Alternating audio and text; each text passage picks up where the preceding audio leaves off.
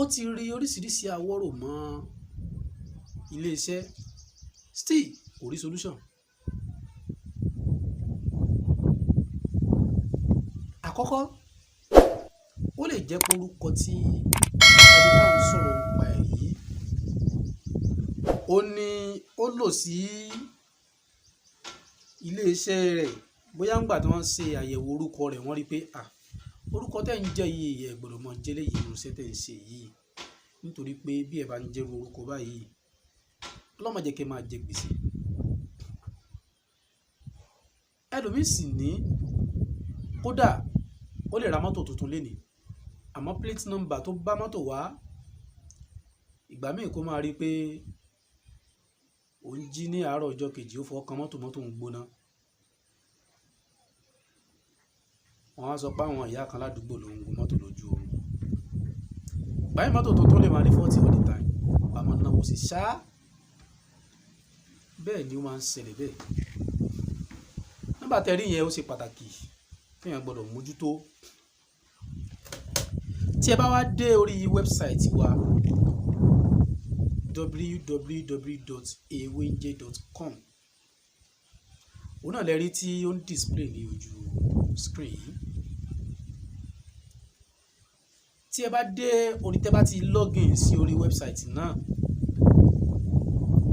by the right lókè a ṣàlàyé àwọn ọ̀rọ̀ kan síbẹ̀. Ẹ máa ní láti click ẹ̀ pé mo nípa ara ẹ̀. Ẹ wá rí nǹkan tí wọ́n lè fi ìmọ̀ ìjìnlẹ̀ àṣírí ìràwọ̀ ẹ̀dá tí wọ́n lè fi wò. Òun náà ni pé a kì í ṣàdédé sọ pé a fẹ́ ṣe bísínẹ́sì kan a ṣèwádìí. Wọ́n lè fi bá yín ṣèwádìí. Ìlú tẹ́ ẹ fẹ́ ti ṣe bísínẹ́sì náà wọ́n lè bá yín ṣèwádìí. Ìlú tẹ́ ẹ fẹ́ gbé só dáa àbí ò dáa, só báràwọ̀ mi mu, wọ́n ń ṣèwádìí. Ilé tá a fẹ́ gbé wọ́n ń ṣèwádìí. Plate number mọ́tò mi wọ́n ń ṣèwádìí. Bóyá yóò ní bóyá mọ́tò tí wọ́n gbé fún ẹ Ọlọ́run ní dá wa láàmú. Plate number náà mọ́tò náà ṣe pàtàkì nínú ọ̀rọ̀ life èèyàn. Orúkọ wo ni kí n sọ ọmọ? Ǹjẹ́ orúkọ tí wọ́n sọ èmi gan alára ìjọba jẹ́ nickname tí mo jẹ́ ìjọba? A máa fi gbogbo eléyìí ọmọ fi ṣe ìwádìí ní orí wẹ́bsáìtì náà. Wẹ́bsáìtì yẹn tẹ́ bá ti débẹ̀ at www.ewenje.com. Ẹ máa rí ní by the right. Tẹ́ bá ti open wẹ́bsáìtì yẹn máa ní by the right. Àkọsíbẹ̀ mọ̀ nípa ìgbésí ayé rẹ̀. Àkọsíbẹ̀. Tá bá tún wá ń sọ̀rọ̀ nípa ìyàwó níní, iṣẹ́ níní, irú iṣẹ́ wo ni mo lè kọ́? Wọ́n ṣèwádìí irú ẹ̀ náà. Wọ́n ṣèwádìí irú aya wo mo lè fẹ́. Lóòótọ́ àti lódodo a ṣe ìwé kan recently tí ó ń jẹ́ àṣírí ìràwọ̀ ẹ̀dá. Ìwé àṣírí ìràwọ̀ ẹ̀dá. A ti ṣàlàyé àwọn ọ̀rọ̀ kọ̀ọ̀kan síbẹ̀. Àwọn ọ̀rọ̀ nípa àwọn ọmọ tá a bí ní mọ́ǹtì báyìí. Kí ni ìṣesí wọn? Kí ni àìsàn wọn? Irú aṣọ wo ni wọ́n lè máa wọ̀? Irú kọ́lọ̀ aṣọ wo ni wọ́n lè máa wọ̀? Irú obìnrin wo ni wọ́n gbọ́dọ̀ fẹ́? Irú obìnrin wo ni wọ́n gbọ́dọ̀ jìnnà sí? Ìwé àṣírí ìràwọ̀ ẹ̀dá ní ebook. Very soon wọ́n á máa upload ẹ̀ sórí website fún àwọn tó bá need ẹ̀ náà. Àti upload àwọn yẹn. Àmọ́ ó sì wà fún gbogbo ẹni tó bá fẹ́ rà. 5,000 naira péré ni. Tí ẹ bá ti order ẹ̀, a máa send ẹ̀ sí either lórí WhatsApp yín tàbí lórí email address yín. Orí WhatsApp tẹ́tí lè bá a sọ̀rọ̀ náà ni ó ń display lójú screen yìí. It's 09053332747. Òun ló ń display lójú screen yìí. Ẹ lè bá a sọ̀rọ̀ lórí WhatsApp bẹ́ẹ̀ tí ẹ bá nídìí ìwé náà. Ọmọ aráyé wọn kò ní lo ògùn tèmi mọ́ tiẹ̀. Kódà ń gbà míì a máa ń ṣe àyẹ̀wò pẹ̀lú àṣírí ìràwọ̀ ẹ̀dá pé ǹjẹ́ ní tí mo fẹ́ bá ṣe yìí o, ǹjẹ́ mo lè bá ṣe? Nítorí pé ẹlòmíì wà tó jẹ́ pé ibi tí wọ́n bí ẹ ológo ni ẹ́. Ibi tí wọ́n bí ẹ ológo. Òǹkà kádàrá tó gbé wálé ayé ó yẹ kí ògo ẹ̀ kó búyọ. Ó ní a fi máa ń sọ pé tí a bá bí ọmọ, àwọn ọmọ kan wà nù wọn, wọ́n wá jẹ́fà láyé ni, wọ́n wá ṣiṣẹ́ o, wọ́n wá jẹ ìfà láyé ni. Irú àwọn ọmọ bẹ́ẹ̀ sọ wọn nu fámìlì. Àmọ́ tíyàn bá bí kan nínú wọn tí wọ́n jẹ́ ọ̀gá, ká ní èmi bírú ẹ̀ lọ́mọ ń sìn ní ìlú tá a wà, wọ́n lè má ju 3 sí 4 lọ. Kó wá jẹ́ pé níjọ́ tèmi bí lẹ́lòmínà bírú ẹ̀ sáyé. Àkọ́kọ́ ibi tó gun ó ti mọ jà náà ni pé irú ọmọ bẹ́ẹ̀ tẹ́ ẹ̀ bá sọ ló kọ tó yẹ kó mọ bá àsìkò gbà náà mu, ìgbà tó délé ayé ogun ẹ̀ máa jà, kò ní rógo yẹn lò.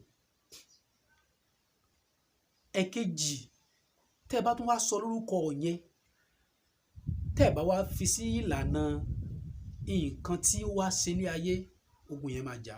Àbí ọmọ tẹ́ ní ológo ni, tó jẹ́ pé ológo èèyàn ni, tó wá jẹ́ pé environment tẹ́ ẹ wà, tẹ́ ẹ fi sí tọmọ náà dàgbà sí environment tí wọ́n ti mú gbó, ọmọ náà lè rógo náà lò. Irú àwọn bẹ́ẹ̀ tá a bá ti mọ̀ wọ́n, àyè tá a fi wọ́n sí àkànní jẹ́ kó hàn sí àwọn ọmọ yòókù ni. Àyè tá a fi irú àwọn ọmọ bẹ́ẹ̀ sí, school tá a fi wọ́n sí, a gbìyànjú lé wọn lórí gidi. A jẹ́ kó mégù kó dàpọ̀ pọ̀ mọ́ àwọn ọmọ olówó jáde lọ sí school báyìí. O ní ó fi rí ògo náà lò. Ẹnìkan bí mi lè rí i pé ní tẹ́mi bá bírú ọmọ náà bẹ́ẹ̀ tó náà bá bírú ọmọ náà bẹ́ẹ̀ at the same time, tá a wá sọ lórúkọ tó bá rọ̀ àwọn wọn mu, pé báwo ló ṣe wá jẹ́ ọ̀gá wọ́n ṣe jẹ́ ọ̀gá lórí àwọn lórí, wọ́n á dá lóhùn pé ó depend bàbá ṣe tọ́ wọn. Tẹ́mi bá tọ́ ọmọ tèmi tí mo mọ̀ kúrú ọmọ bẹ́ẹ̀ rú ògo bẹ́ẹ̀ ló gbé wálé ayé, tí mo tọ́ ní ìtọ́ ọ̀gá, tí mo fi sí school tó yẹ kó lọ, tí mo fi sí department tó yẹ kó ṣe, tí wọ́n bá fi tiẹ̀ síbẹ̀ ó máa jọ̀gá lọ́mọ ẹ lórí, kò sí àní-àní, ó máa jẹ́lé lórí. Ó ní pé èèyàn gbọ́dọ̀ ṣe ìwádìí ọmọ dáadáa. Àwọn ọmọ mi wà tó jẹ́ pé ní òǹkà tí wọ́n gbé wálé ayé ń kádàrá wọn náà ni pé wọ́n á ṣiṣẹ́ kan tó jẹ ni, wọ́n á ṣiṣẹ́ kan tó jẹ. Òbí tó bá dẹ̀ ti mọ̀ yẹn, bírú ọmọ bẹ́ẹ̀ bá darí school dé, ẹ tún lọ fi sẹ́nu ẹ̀ kọ́ṣẹ́, kó kọ́ iṣẹ́ fi iṣẹ́ gidi mọ́, kó kọ́ṣẹ́ kó ní iṣẹ́ gidi lọ́wọ́. Àwọn ọmọ mi sì wà tó jẹ́ pé ní òǹkà tí wọ́n gbé wálé ayé, wọ́n mọ̀ sí ọ̀lẹ, wọ́n mọ̀ sí òròjú, àmọ́ wọ́n gbọ́dọ̀ kàwé nítorí pé bẹ́rù ni wọ́n fi jẹun. Tóbi bá dẹ̀ ti mọ̀ bẹ́ẹ̀ kí ló yẹ kó ṣe? Báyìí lọ́mọ ìgbọ́dọ̀ ṣe o, báyìí lọ ní ìgbésí ayé ọmọ òfin ní dàrú ní òbí náà fi ń jèrè ọmọ. Àmọ́ ayé ìsìn tá a wà, torí pé Messi mọ bọ́ọ̀ gbá dáadáa, ògo ẹ̀ búyọ ní lágbájá náà bá bímọ ló bá sọ ní Messi. Ẹ̀yin kéèsì mo ti sọ̀rọ̀ kan rí nígbà kan, yẹ ká ṣe làákàyè ní ayé yìí. Kí ló dé tí wọ́n fi ń da nọ́mbà rú lórí stadium fún àwọn tó ń gbá bọ́ọ̀lù? Láyé ìgbà kan rí, goalkeeper number 1 làwọn kò máa mú. Kì í ṣe pé wọ́n lè mú number 1 náà o, àmọ́ tẹ bá rí keeper míì sìn, wọ́n lè gbé number 8 sí lọ́rùn. Ṣé kò wà ní reason? Ó ní reason. Ẹ wá rí pé gbà míì lórí fíìdì tẹ bá ṣe àkíyèsí dáadáa fún àwọn tó bá nímọ̀ ẹ̀, gbogbo nọ́mbà tí wọ́n ń jẹ́ ó máa bára wọn mú gbà mí, wọ́n máa bára mu. Nǹkan tèmi ń sọ, àwọn tó bá ní mímọ̀ nǹkan tí mo ń sọ yóò ti máa yé wọn. Òkè sì wọ́n ń gbá nọ́mbà 9 ni wọ́n gbá, wọ́n fẹ́ nìkan nọ́mbà 18, wọ́n fẹ́ nìkan ní nọ́mbà 26, wọ́n fẹ́ nìkan ní nọ́mbà 27. Ọ̀rọ̀ tí mo ń sọ yóò ti yé àwọn tó bá ní mímọ̀ dáadáa. Ẹ̀yin máa wò ó, ìgbà míì wọ́n á gbé nọ́mbà sí ẹ̀yìn pléyà mi. Ẹ̀yin tẹ́ ẹ̀ mọ̀ nǹkan kan aláìmọ̀ kankan, wọ́n lè kọ Ronaldo sẹ́yìn aṣọ kí wọ́n fi nọ́mbà 9 sí.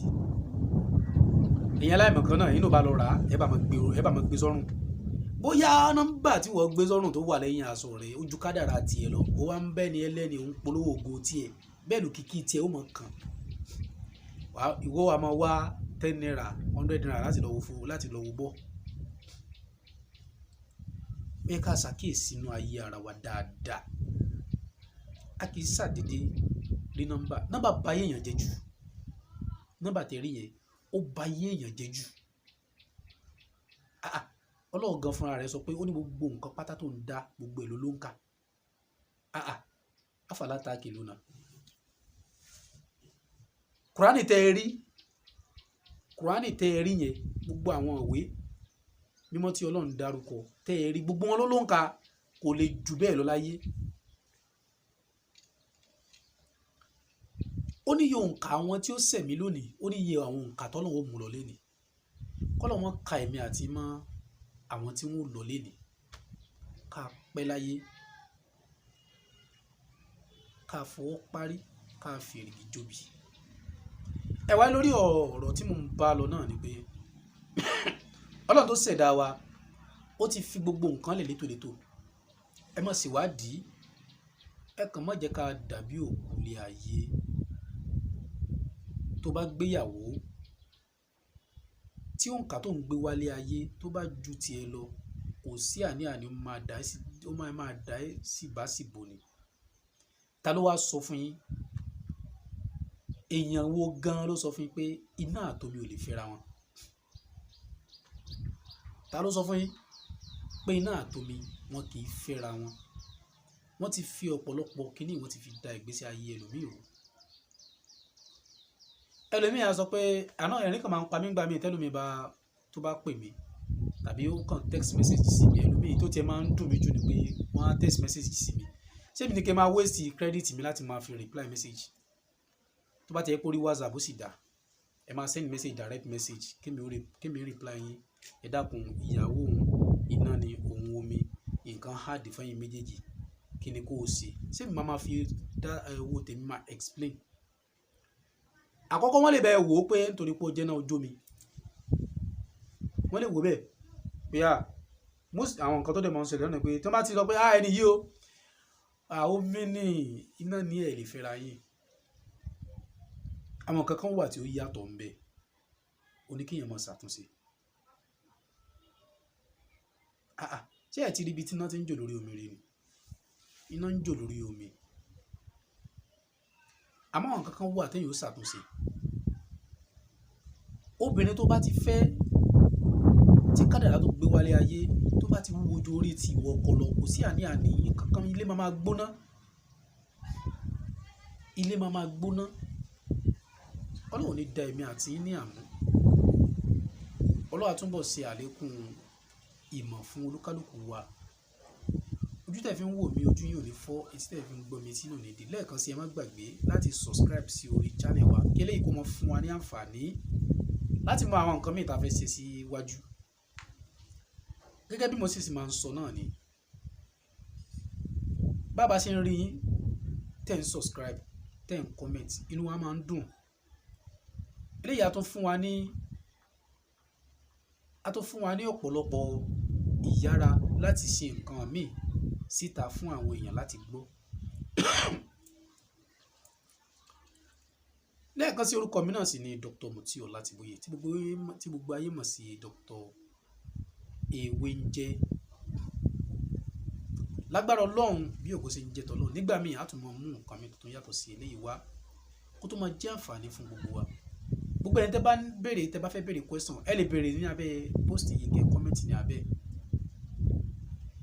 ẹ̀yìn tó bá fẹ́ bá mi sọ̀rọ̀ personally tí ò fẹ́ kẹ́lómi gbọ́ ẹ lè bá mi sọ̀rọ̀ lórí WhatsApp ìyẹn tó ń display lójú screen yìí 09053332747 tí ẹ bá ti send message síbẹ̀ bí ògo ṣe ń jẹ́ tọ́lọ́run a máa reply yín ní ibẹ̀ pẹ̀lú àṣẹ Ọlọ́run àwa tí a bá sì ń fẹ́ ìwé àṣírí ìràwọ̀ ẹ̀dá ó wà ní títà a máa upload ẹ̀ sórí website ẹ lè download ẹ̀ ń bẹ̀ kẹ́ ẹ sanwó ẹ̀ níbẹ̀ tàbí kẹ́ ẹ pè direct ká send sí WhatsApp yín tàbí email address yín. Tó kò jù báyìí lọ ní èní. Kí Ọlọ́run kó dá ẹ̀mí gbogbo wa sí di ìgbà míì tí a tún máa mú another topic wá.